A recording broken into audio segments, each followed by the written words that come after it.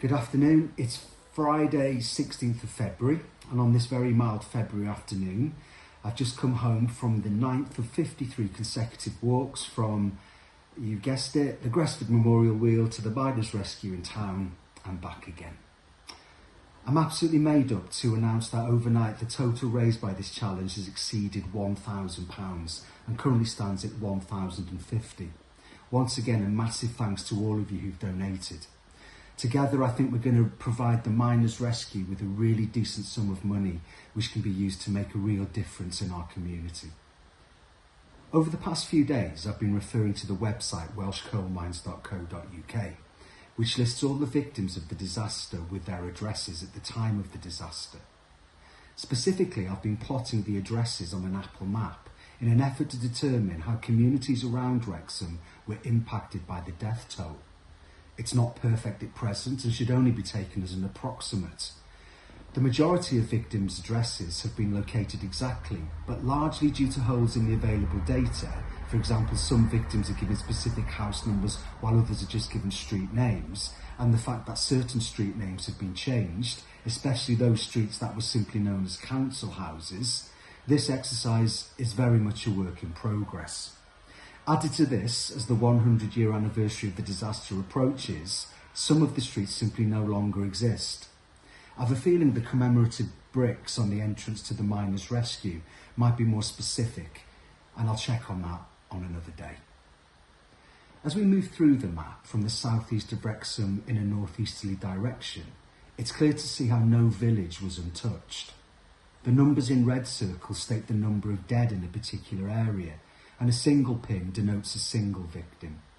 The blue circular marker is the site of the Gresford colliery. As the map zooms out and back in again, the numbers collate and then separate once again, providing different ways of viewing the data.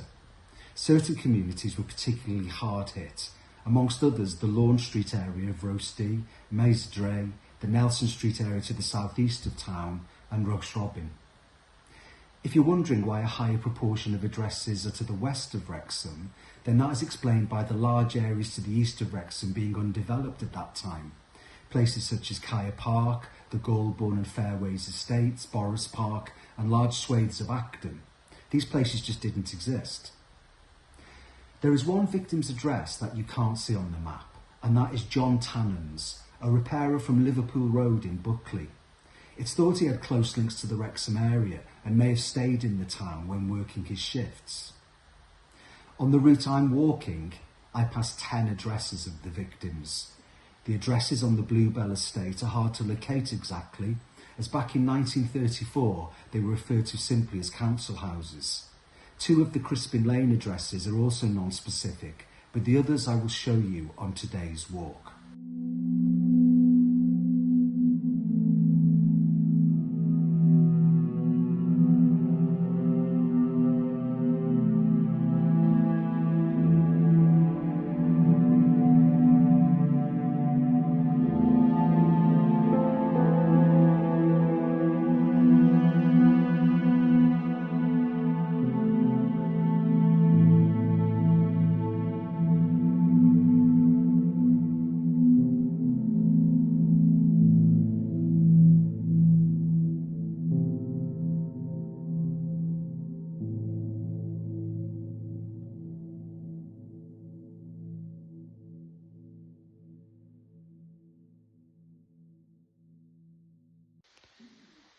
This walk is dedicated to James Davis of Brumbo, James E. Davis, John Davis of Myler Place, John Davis of Roast Robin Road, and John E. Davis. And today's music is People's Faces by K Tempest.